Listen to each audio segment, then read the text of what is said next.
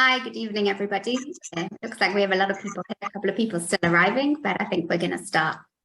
Thank you for joining us for this Zoom event on the state of Israel, the diaspora, and the nation-state law, findings from the JPPI World Jewish Dialogue. I'd like to welcome those of you joining us on this platform, as well as everyone following proceedings live via social media on YouTube, Facebook, and Twitter. Since the founding of the State of Israel, policymakers have engaged in vigorous debate on the subject of Israel-Diaspora relations. In July 2018, the passing of Israel's nation-state law upgraded Israel's commitment to diaspora Jewry, enshrining it in a constitutional obligation. Article 6 of the nation-state law delineates Israel's connection to and responsibility for the Jewish people in the diaspora, promising, among other things, to maintain its ties with Jews outside Israel and to preserve the cultural, historical, and religious heritage of those Jews. The World Jewish Dialogue Project, headed by Dr. Shlomo Fisher and Dr. John Ruskay, chose the provisions of the nation-state law as their project theme for this year. They brought together the voices of Jewish leadership to determine whether those commitments are desirable, practical, and how they can be operationalized. I now invite Professor Yedidia, President of the JPPI, to give some opening remarks.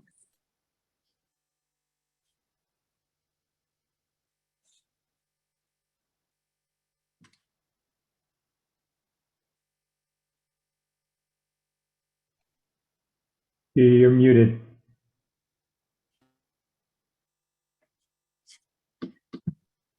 Here we go. Now you can hear me. Okay, sorry for that. Shalom, everyone, and thank you for joining our annual presentation of the Jewish World Dialogue. This year's dialogue focused on Israel-Diaspora relationship. This is obviously not a new topic.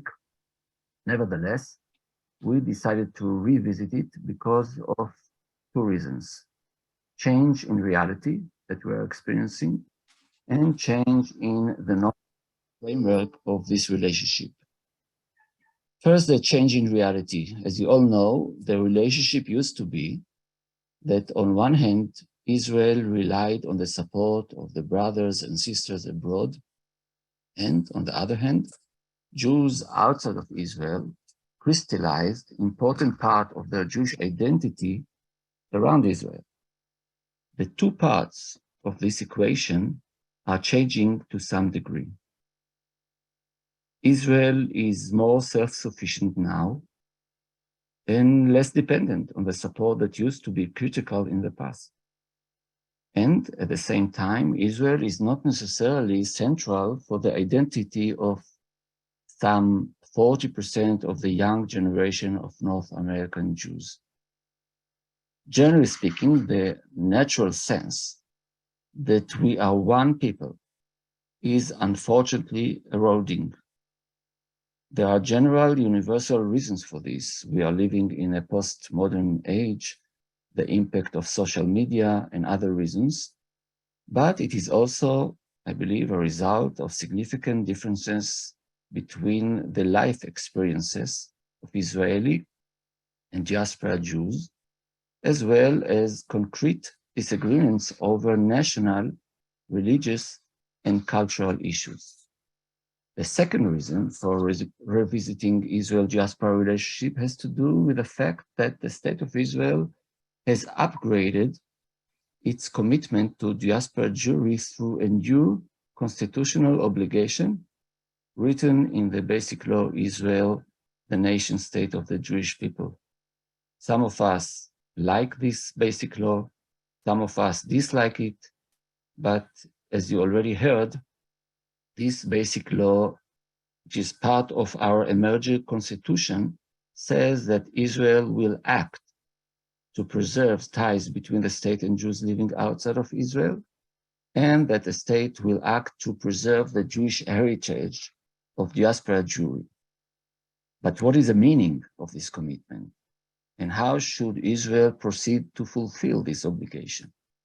Well, the authors of this dialogue report, Dr. John Ruskay and Dr. Shlomo Fisher, both senior fellows at JPPI recommend a polyphonic approach to our shared identity, and John will explain it in a minute. One thing is, I think, clear. The secret of maintaining Jewish brotherhood, even in an era of disagreement, lies on our ability to be tolerant of one another. Our life circumstances differ. Our choices, personal and collective, are not identical, but we are still one people. So again, thank you for joining us, and the floor is yours, Nadia. Thank you so much, Yedidia, for highlighting some of the shifting trends impacting Israel-Diaspora relations. We're now going to move to Dr. John Ruskay, who's going to present his findings from the World Jewish Calendar. Thank you, Nadia, and it's good to so many friends and colleagues that are with us this morning or this afternoon. I would say, as we all know, this is not a new subject. In fact, many of us, including those on this Zoom call right now, have been involved in intensive dialogues since the mid-'80s on this subject, and know the impact that such dialogues can have. We'll come to that with the recommendations.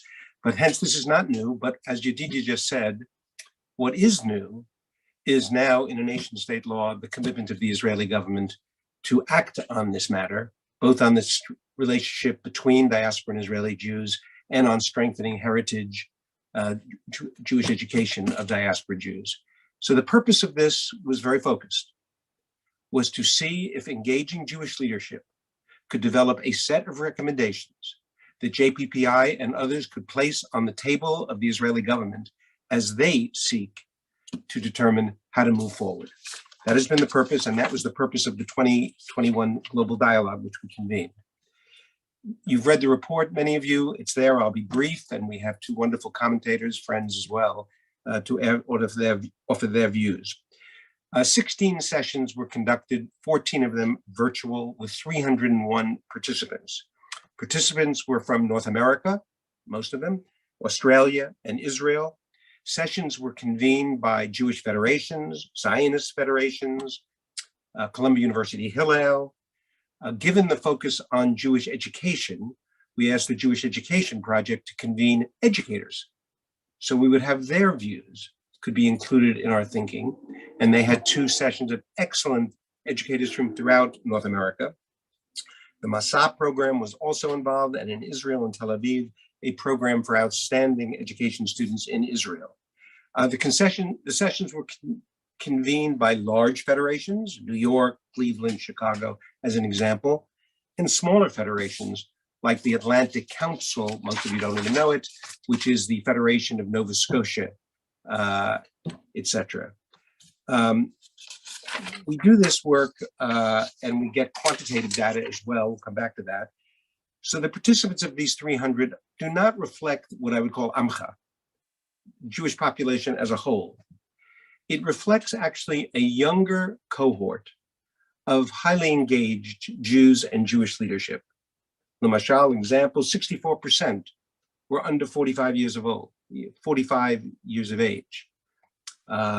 Majority were women. Modern Orthodox identified themselves as 17% of the participants identified themselves as modern Orthodox, 35% conservative. Here, overrepresented from the general population, but I believe closely reflecting the demographics of engaged leadership. The left wing was somewhat overrepresented among Israelis. In Melbourne, Australia, it was a substantially more right-wing and Orthodox group. And as a whole, the participants were, those that participated in the dialogues, were more traditionally religious and more liberal politically than the general Jewish population. The methodology we used, as we have always in these dialogues, was 2-part. There's a quantitative and a qualitative element. Quantitatively, after an introduction, everyone spends 5 to 8 minutes, 10 minutes, completing an online survey. And that allows us to have all sorts of data, both about the participants and their views on subjects. So it's that's a survey. And then we delve into small, particularly since COVID, breakout groups, virtually convened, 5 to 8 people, where we both introduce the subjects and then elicit through prompts their views on how we should proceed. There were 3 breakout groups, introductions of breakout groups. One was on the state of Israel-Diaspora relations. We wanted to contextualize it. Many, including some people on this call, Zoom, have written books on this subject. The difference between living in a majority culture, living with sovereignty, and those of us who live as a minority without sovereignty, and far more. So we introduce that, evoke views about how they feel about the other. More specifically, the second was actually on eliciting their views on how to strengthen diaspora-Israel relations, what they thought should be the objective, what methodology should be used. And the third was for the government of Israel, how to strengthen Jewish education, etc. So the findings. First of all, despite all the differences, the majority of older participants said, and that's one quote, "In essential matters, all Jews are similar and can identify with each other." The younger participants, on the other hand, spoke repeatedly about a growing distance between American and Israeli Jews. Again, not a shock in the discussions. These participants, and again, the group was younger than most, mentioned the differences in the recent lived experience that they've had. Said differently, they did not live through and experience 67 and 73 and more, as many of us with less hair or silver hair might have. However, despite the differences generationally, overwhelmingly, the participants were positive about the potential impact of increased involvement of the government of Israel in strengthening diaspora-Israel relations. Generally, in the area of Jewish education. First, on the area of Jewish education, somewhat to our surprise, actually, virtually everybody, there was virtual unanimity about the welcoming the greater involvement of the Israeli government in Jewish education, both in curriculum areas and in funding areas.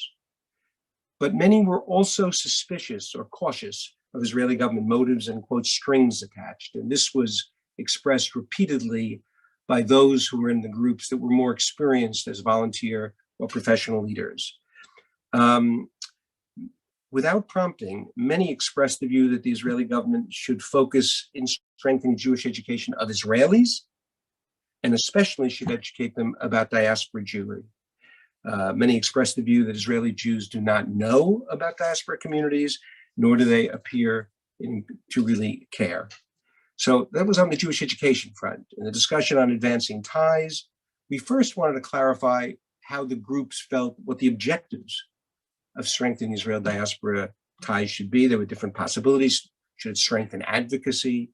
Should it strengthen the ability to provide additional support? Again, somewhat to our surprise, the largest group, 42%, the area they focused on most was to strengthen mutual understanding. Diaspora Jews of Israelis and Israelis of diaspora Jews. 83% in terms of how to do it endorsed the notion of increased encounters and dialogues between ordinary people from Israel and the diaspora. They all repeatedly said there are many at the leadership level, rabbis, Jewish educators, federation leaders, communal leaders, etc., but not enough taking place between and among. I'm talking about diaspora Israel encounters. And they spoke, this is not programmatic, about how to find JCCs that could meet with counterparts, synagogues, counterparts, communities, how Israelis that are here, how we could find ways of engaging them in ongoing dialogues here. They also expressed the view that they were willing and interested to spend time with people that they disagreed with, would be an important framework in Israel-diaspora relations. But again, repeatedly, diaspora Jews were uncertain if Israeli Jews have a reciprocal interest in learning and spending time with diaspora Jews per se. 3 policy recommendations, those of you that read the report have seen them. 1, broad agreement that if the objective is to strengthen relations between Israeli and diaspora Jews, the government of Israel should significantly invest in developing diaspora studies or studies of the Jewish people or of world Jewry for the Israeli public school system. This would be a major undertaking. You'd have to deal with professional development, the resources, time and curriculum. No one believes this is easy. But what came out of this, somewhat again to our surprise, was the desire of at least the leadership we engaged to focus on diaspora education, particularly in Israel. 2, substantially increase the opportunities for encounters between Israeli and diaspora Jews should be scaled up, so far greater numbers beyond leadership could have the chance to meet, interact, and learn with and from each other. Some ideas were there, but this is a broad direction. And 3rd, regarding Jewish education, given the concerns that were expressed repeatedly, a collaborative process involving Israeli and diaspora leadership should be established, whether by the Prime Minister's Office, the Ministry of Diaspora Affairs, Jewish Agency with Jewish Agency, JFNA, and leadership to think carefully and together about how the government of Israel ought to actualize this commitment to strengthen Jewish heritage, Jewish education of World Jewry of Diaspora Jewry. These are the 3 recommendations that the report comes to. Our hope is, based on what we hear now from our respondents, to take these recommendations and advance them to leadership in Israel and at important diaspora groups to see if there can be traction and move them forward. Thank you so much.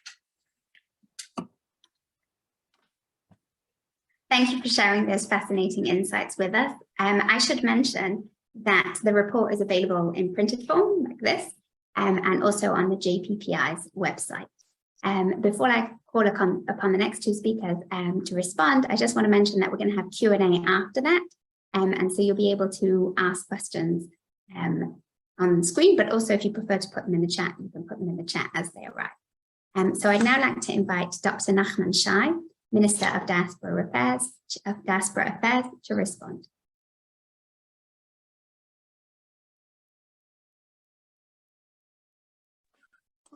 Thank you very much, and good afternoon, everyone. I don't know where you are all now. So anyhow, in Israel, it's early evening. So I wish you all good evening. I was given in advance some of the recommendations, so I'm quite familiar with the general direction, and I would like to respond. But first, I would like to thank everyone for the very intensive and in-depth work that you have done.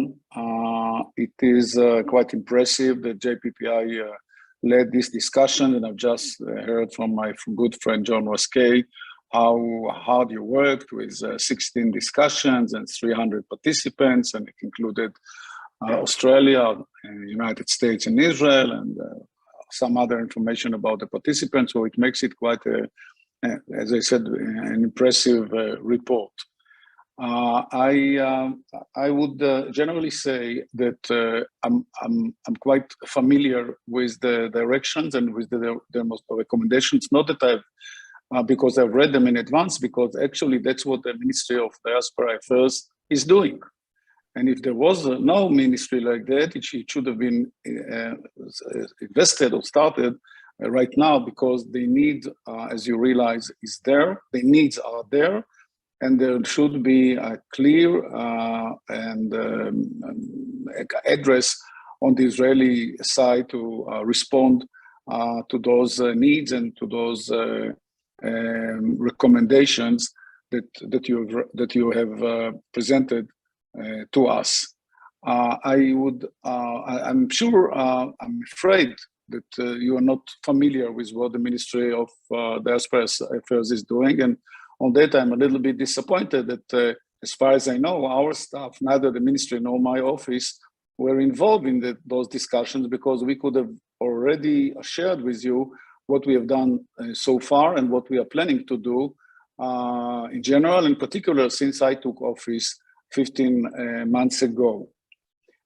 First and most important is that we were able to increase the budget of the ministry, and this year, we have the largest budget ever for all the ministry's operations, around 300 million shekels, which comes out to almost $100 million.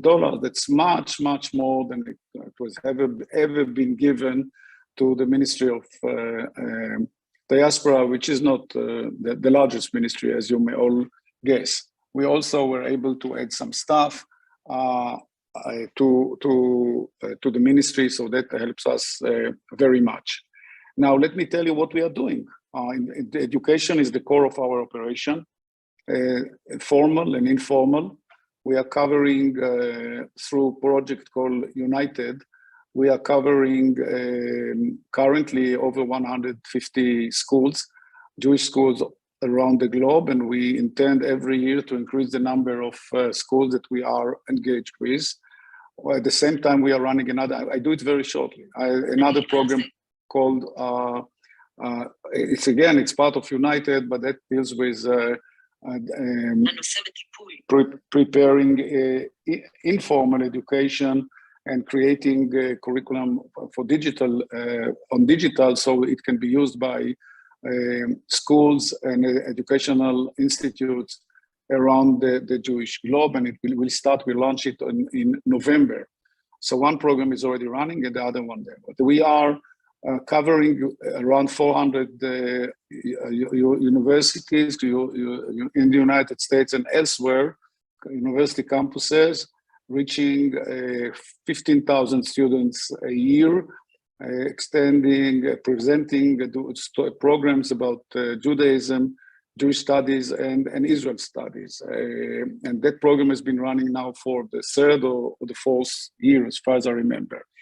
And I can go into more details if you want, and I can share it with you in writing, because it will be very detailed, and there are a variety of programs that we have been running through an organization called Mosaic, which was established again a few years ago in a partnership of the Ministry of Diaspora Affairs and a number of philanthropists from the Jewish world, both in the United States and in Europe.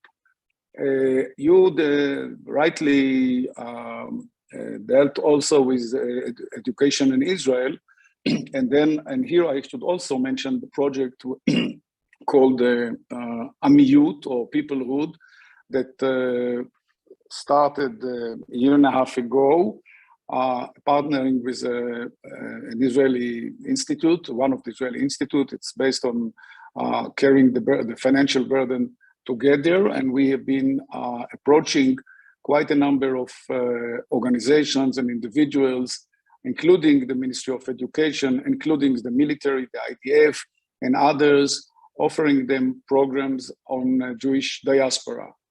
We are quite familiar of the lack of knowledge within the young generation of Israelis, in particular, but in the general public as well, about the diaspora. And education is no doubt, John Ruskay is an expert on that education is the best way to approach as many as possible. We have met twice the Minister of Education, and we asked her to introduce in the formal curriculum the topic of Jewish diaspora. She was not very excited about that, I have to admit, and we'll continue the pressure. This week, Sunday, the government dedicated half of the weekly meeting on the Ministry of Education, and I spoke there, as I do in other topics, and I specifically mentioned the lack of diaspora affairs, Jewish diaspora studies in the curriculum of schools in Israel, but I can't promise you that after that it will be done. It's based on the attitude of the Ministry of Education that is not very excited about that, and about other topics as well, but we'll continue the pressure. We do the same with the military, where there are thousands and thousands of young people, and we should integrate diaspora, Jewish diasporas, the topic and the studies into their military courses, starting with the basic ones up to the highest level of the National War College of Israel, where it exists already, but we have to strengthen it. So we are very much aware of the need to deal more and more on diaspora affairs within Israel. It's a topic that was not part of our daily business, to be honest with you. And my role as a government minister is to keep pressing the media and the media and other public institutes to deal with the diaspora. I'm telling you, based on my general experience, including the specific one in the past year, it's not easy. And the public doesn't listen very much when it comes to diaspora, but doesn't mean that we have to give up. We'll continue the pressure. Talking about physical meetings, we all familiar with Birthright and Masa, but we added this year another program called Route One. It's based on a basic donation of Bernie Marcus of $20 million, and we decided to join the program, which brings to or will bring to Israel thousands of high school students for a few weeks from the United States and later on from Europe. And there'll be governmental money there as well. There's another program called Momentum, which brings Jewish women to Israel. We have brought so far almost 10,000 and will bring more in the future. So we are very much open to all the ideas that were raised by you. I will wait for a detailed report, and I can, at the same time, I will make sure that each and every one of you will get a report about what we have been doing, what we are doing, and what our plans are, so you'll know what the directions where we are taking now to strengthen the relationship between the Jewish diaspora and the state of Israel. That's it for the time being. Thank you so much for sharing with us some of the work of the Ministry of Diaspora Affairs. We'll now hear from Rabbi Julie Schonfeld, former Executive Vice President of the Rabbinical Assembly. Thank you. Thank you so much. It's a pleasure to be here. Thank you to John and Shlomo for this very important study, and to Nachman, to Minister Shai for your responses to it. Interestingly, I am very much, as I see many people on the call are, sort of a veteran of, what John alluded to, these, many, many years of discussions between Israeli officials and the diaspora. And I think that the report and its findings are extremely insightful as to the directions in which we need to go. And it's very, very encouraging to hear from Nachman the steps that have already been taken. Interestingly, as I was reading the report in this particular case, very authentically, I read it not through the eyes as a rabbi and the former CEO of one of the stream organizations, but actually as a mother of Jewish youth. I have a son who is he just started his junior year in high school, another son we just dropped off for college. And what really struck me very strongly in looking at the report is my sense of the tremendous numbers of challenges and important issues that Jews, that Jewish young people, that Jewish families are facing around the world and that we share in common. And those teachings we have from community organizing, that you really want to help people look at what are the things that keep you up at night, what are the pain points, what are the things not that we institutionally want to change, but what are the things that people themselves are wanting to change. And I also want to, by the way, in follow up to the report on programs already going on, say that I viewed again firsthand this summer the Mishlachat at Camp Raman Ayak, and what it meant to my son who was a counselor there to make all of these friends from Israel who he's trying to figure out how to get the airfare together to go and visit them in the winter holidays. But what happens when you see kids coming together, especially in light of the unique circumstances in which we are now living in the aftermath of the pandemic, we see a number of really shared priorities for our Jewish youth around the world, in Israel and in the diaspora. And I want to suggest that those are four. One, that our education systems are not meeting the needs of a world in which the lingua franca is language and not words. Second, that the digital age has brought us into a winner-take-all society, so that in Israel, in the US, in Europe, that everywhere there are some people who have benefited very much as early investors in the digital age, and yet there is also a lot of downward mobility and a lot of struggle for people to figure out, how to educate themselves, how to prepare. We see that there is also, as we know, a worldwide mental health crisis brought on and certainly exacerbated by the pandemic, caused by isolation, caused by a disruption in education that these kids suffered. And to that, I want to just mention quickly two very related data points. A study at the end of 2021 by Maccabi Health Services, the second largest HMO in Israel, has 2.3 million insured. They looked back at 200,000 adolescents in 1996 and in 2001. And they found that particularly among Jewish girls in Israel, they exhibited increases of 68% increase in depression, 67% in eating disorders, 42% in anxiety, and 29% in stress-related diagnoses. And finally, I want to mention, of course, that a tremendous amount of this anxiety and depression also relates to kids growing up in a world in which many of the institutions that we all took for granted, those of us who grow up in a different age, the stability of those democratic institutions, they are constantly bombarded with information that they are under tremendous threat of instability. And also, of course, climate change and the tremendous impact that that is having on young people.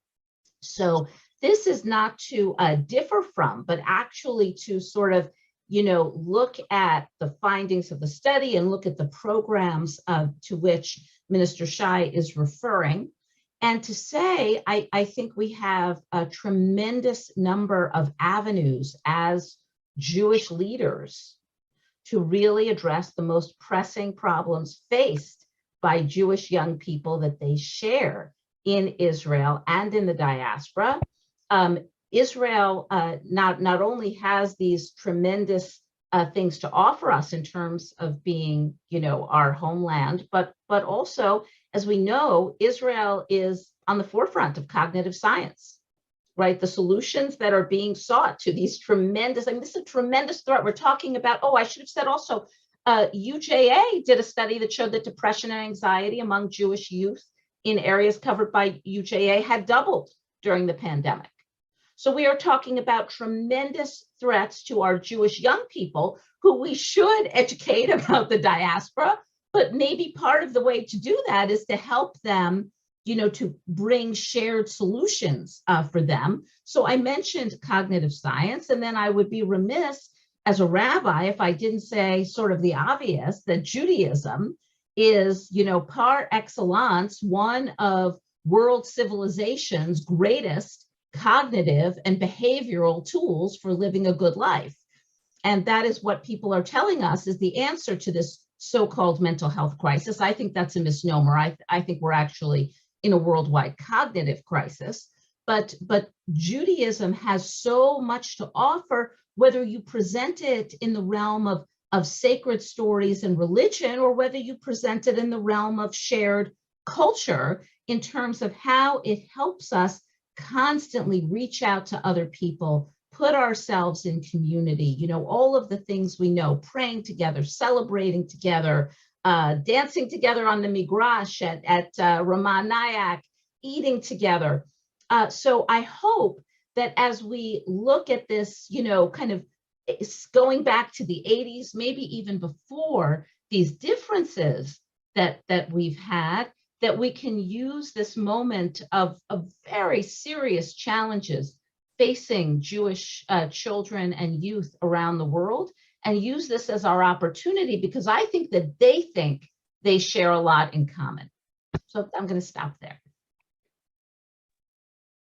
Thank you so much for drawing into some of the pressing issues facing young Jewish adults today. Now we're going to move over and open the floor to questions from the audience. Yeah, I'm going to move my view so I can see everybody. You can use the raise hand function, or you can just talk. You can also add questions in the chat. The truth is, I think I have a question. I've got to raise, no. I can see I have a question in the chat. It says, this whole thing began with the nation state law. Do you think this represents a real shift in priorities on the part of the Israeli government?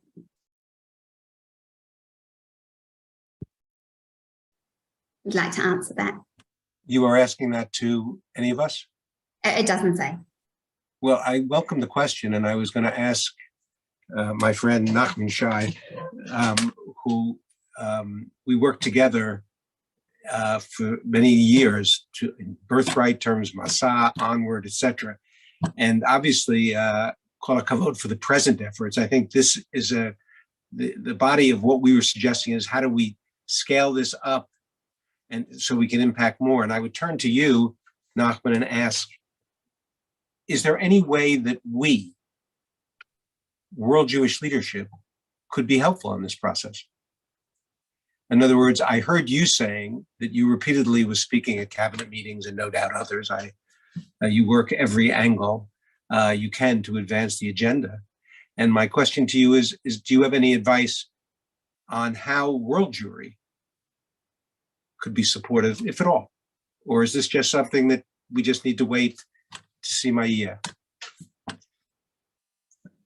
I don't know. Okay, thank you, John.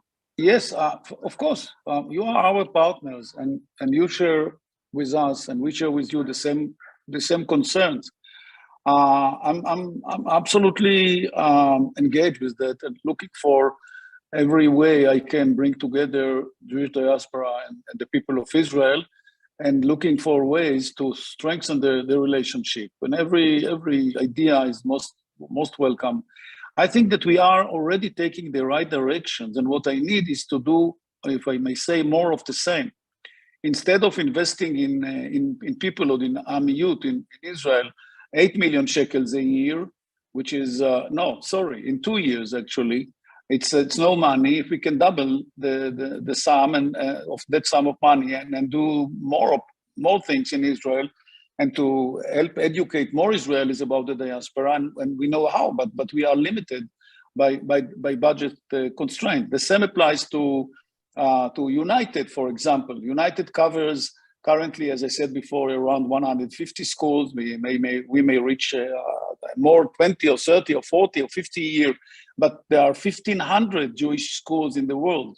Let's say 800 are falling under our responsibility because others don't want to have any contact with us. So even this is huge.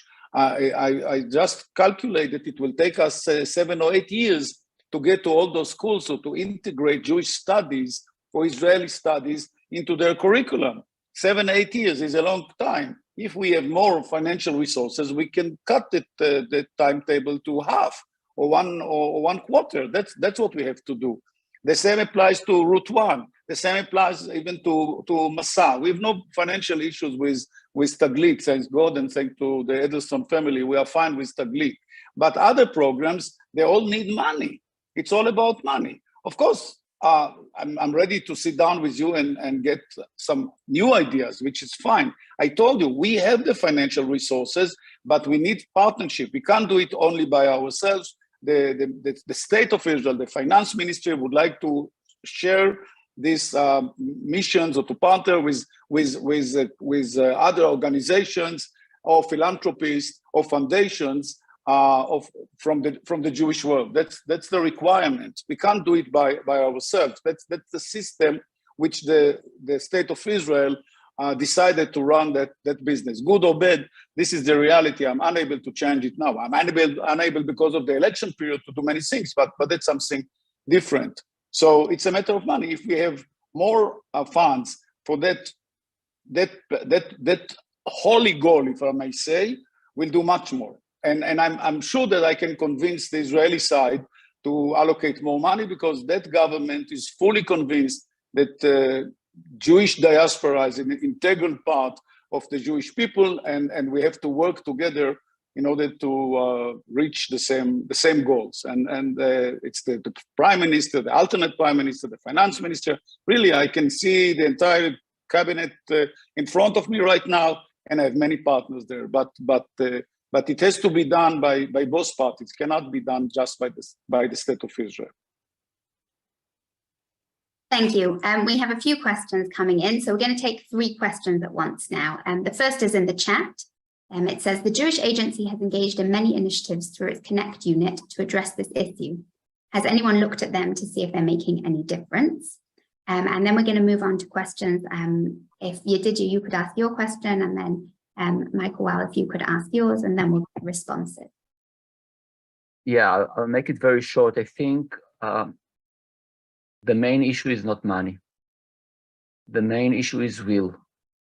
Israelis do not care enough, and many of our brothers outside of Israel do not care enough.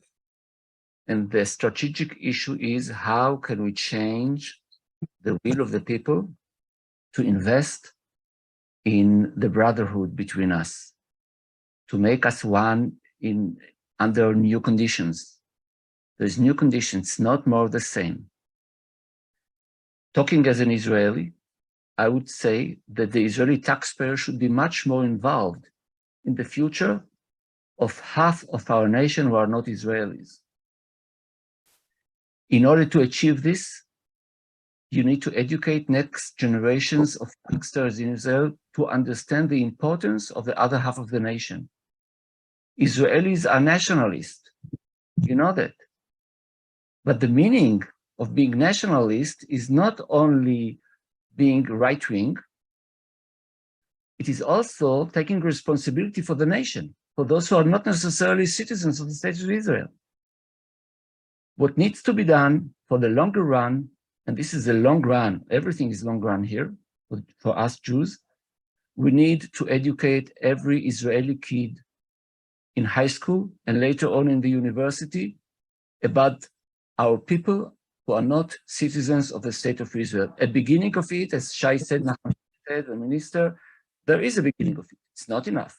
Peoplehood is not known as a field in Israel. It should be a field of intellectual and emotional engagement for Israelis. Without moving this forward, since Jews who are not Israelis do not vote in Israel, things will not change.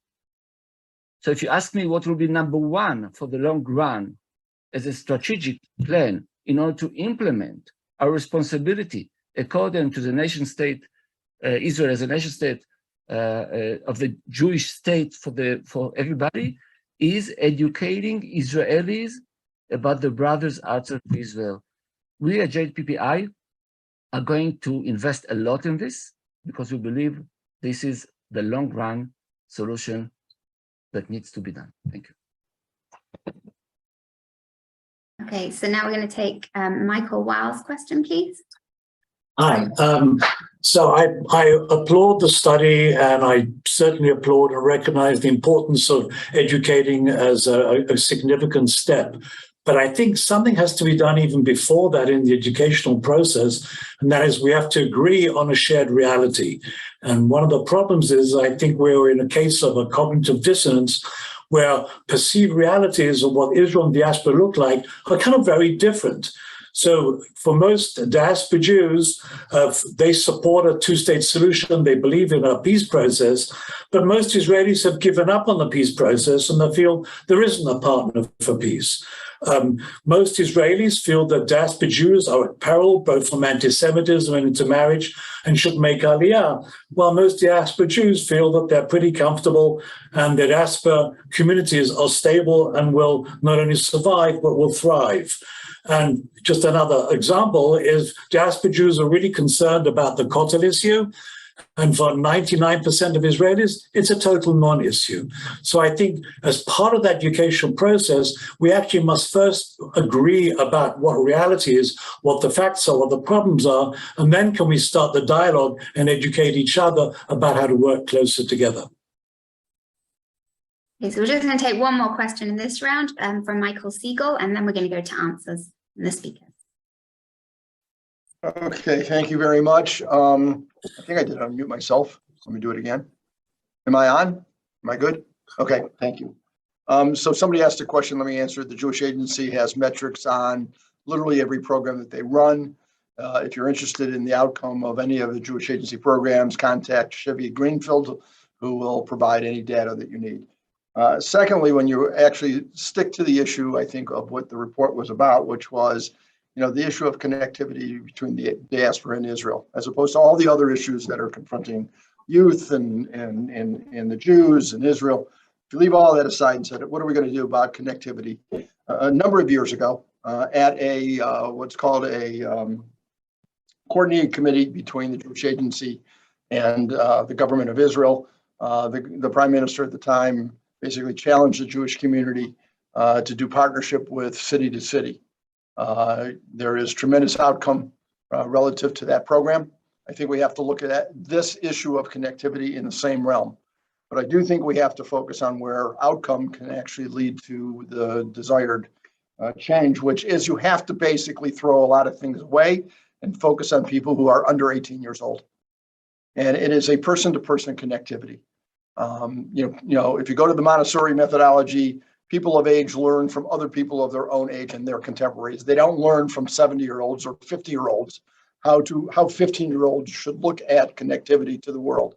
So what we have to do is figure out an avenue in which more youth of Israel, more youth of the diaspora are connecting in a way using, whether it's person to person, whether it's more trips to Israel for younger people, or whether it is the new world that we live in data communications, whether we use social media. But in essence, you're not going to have an outcome change of connectivity to Israel if you don't get the 15-year-olds before they get to college to understand that there is this, connectivity of family, of Am Israel. So we've got to focus on younger. Leave all the other programs. They're all great. They're all they all make a difference for a very small minority. But if we don't change the youth, we're not going to change the outcome.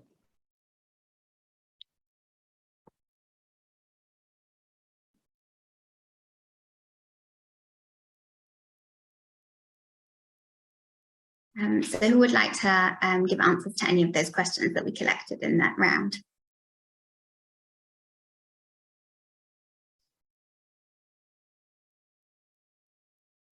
What was your question, Nadia? So we just collected a few questions from the audience. One I think has just been answered. And we took some questions about going forward. Is this a priority for Israelis? Would you be interested in answering? I don't know whose role. Oh, I see my colleague Shlomo Fisher has his hand up. So since he's been listening here, maybe we might ask him. My partner. Shlomo, go ahead. Okay, no, just relating to that comment about different realities. I mean, one of the things that came out very strongly in the sessions was the fact there was a great awareness of different realities, and that's why they said that they wanted mutual understanding. They do not expect this process of encounter and of mutual education to result in the same views. They do not expect that. They do not expect American Jews to become as traditional and conservative as Israelis. They don't expect Israelis to become American Jewish liberals, but they do want a conversation in which they will reach some sort of understanding of the other, some sort of understanding of where people come from. So they have a different vision. They have a vision of Jewish education not based on what we called in the report, what we called the monophonic conversation, but rather they really want a polyphonic conversation, and that is where several voices can be heard together, and that nevertheless there will be a sense of harmony, and there'll be a sense of one people with the separate voices. That's what that was very strongly reported in all the sessions that we've had. Just wanted to make that comment. By the way, I would like to build on that if I may, and I know we're running out of time. involved in the dialogues between something called the North American Jewish Forum and the Israeli Forum back in the mid-'80s. These were extraordinary gatherings of then young leadership, emerging leadership, diverse, right, left, religious, secular, etc. And what I experienced was the relationships that were created there with those we agreed with and those that we did not have been life-lasting and shaping, and realized we were in this together, even though we have very different view and continue to on a range of critical issues about who we are. We're in it together. And that notion about encounters, I just want to say, I don't think the different issues, yes, the issues are out there, but those encounters can lead to a sense of connection and mishpacha and Am Yisrael and Amiyut, very powerful. I heard Michael's focusing on 15-year-olds. For me, it was in my mid-30s. I think it can happen multiple times in life. And I just want to comment, Yedidia's point about will, kavanah. If there is will, this could all be scaled up. What Nachman spoke about is kol hakavod, impressive, and much more, and what the agency's doing, and I'm a deep believer in what they're doing. But if we're gonna, there's an opportunity, and how to evoke the will, and then we'll find the means. That would be a huge undertaking, and in my view, right, a very important focus. Okay, thank you everyone, and apologies to all of you whose questions we didn't manage to get to. We're now going to move on to concluding remarks by Ambassador Stuart Eizenstat. Thank you. I want to first say that this dialogue initiated by JPPI under the leadership of Shlomo and John underscores the important role that the Jewish People's Policy Institute plays in focusing on Israel-Diaspora relations. There are hardly any other groups outside of the Israeli government that are doing so. So kol hakavod and congratulations. A couple of points. There is clearly a disturbing distance of young American Jews from Israel for two reasons. One is a political divide between a generally left of center American jury, particularly those who are young, college age, over a whole variety of issues, Palestinian issues, feeling of second-class treatment of reform and conservative Jews by the Orthodox rabbinate, the collapse of the long negotiated Natan Sharansky agreement on the wall, and many other issues. Second, and this is something that's not mentioned in the report, nor in the recommendations, and that is part of the reason, I believe a significant reason for the distancing is because of a distancing by diaspora Jews from Judaism itself. Intermarriage rates, according to recent Pew studies, by non-Orthodox are approaching 70%, with very low conversion rates by the non-Jews. And this lack of identification by younger Jews, particularly more liberal, reform, and even conservative Jews, is very revealing, and is, I think, if you don't identify with Judaism to begin with, you're not going to identify with Israel. Next, we are in fact moving, as the report indicates, and as Yedidia's summary indicates, from this monophonic relationship to a polyphonic relationship, and we should all engage in that process, recognizing that we're not trying necessarily to change opinions, but to have people understand that despite the differences, that we are one people. I mean, I have grave differences with during the Trump presidency with the Trump policy, but that didn't make me any less loyal to the United States. And so we have to have a mindset that because we may disagree with Israeli policy, it doesn't mean we shouldn't identify with Israel as a Jewish state and with the Israeli people. Next is the issue of funding. I think it's terrific that Minister Shai is participating. It would have been great to have him involved earlier, but the fact that he is heading a Ministry of Diaspora Affairs is itself a step forward. His statement that the Ministry of Education is not as enthusiastic as he is about diaspora education is a concern, but it simply means that we have to do more to elevate its importance. Now, with respect to funding of Jewish education, there are two aspects that the JPPI study makes. One is more funding for diaspora education within Jewish schools in Israel, and the minister identified that as a need, something that he's trying to get more funding for. He mentioned 1,500 schools that are being covered, and that's terrific. It's at least something to build on. However, one of the barriers to Jewish education, and I say this as one whose two kids went to Jewish day school, is the extraordinarily high cost of Jewish education. It turns off many Jewish parents who would like to send their kids to Jewish schools or even to Jewish camps.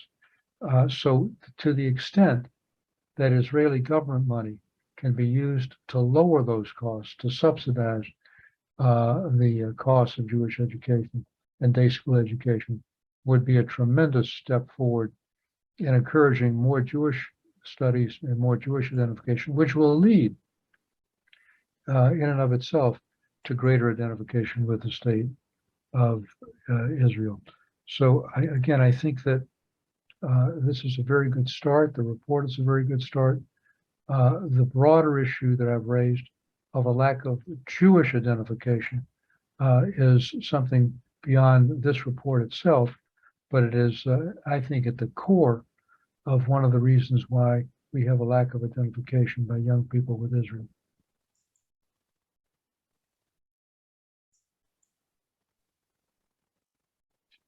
Close it. Sorry. Close it. Thank you so much, Ambassador Eizenstat, for those remarks.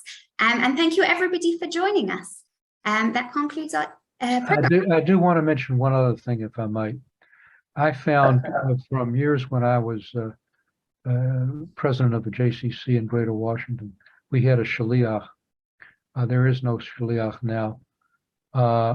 And having more shaliachs in camps, in federations around the country would be a very important initiative. Okay, good. Thank you very much. Thank you, everybody. Goodbye. May I say one word, please? Or just to thank everyone and to tell you that my ministry is available for any request, any idea, any proposal which will come from you. We are working closely with the Jewish Agency and with JPPI and other Jewish organizations in the United States and elsewhere. And whatever you need from us, you'll be, in general, as much as it's possible, you will be responded and given. We truly believe in the relationship and between diaspora, the Jewish diaspora and Israel, and we'll do our best. This government term is coming to an end, but there'll be a new government sooner or later, and I'm sure and I'm confident that the basic idea that Israel should build and focus on the relationship between us and the diaspora will be there as well.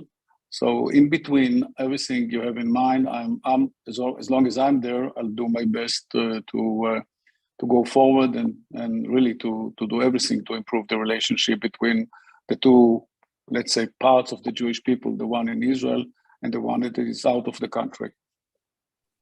Thank you, Nachman. Thank you for these words. Thank you, Stu. Thank you, Shlomo and John and Nadia. And thank you, everybody. Have a good evening. Shana Tova. Shana Tova. Thank you. Shana Tova. Thank you.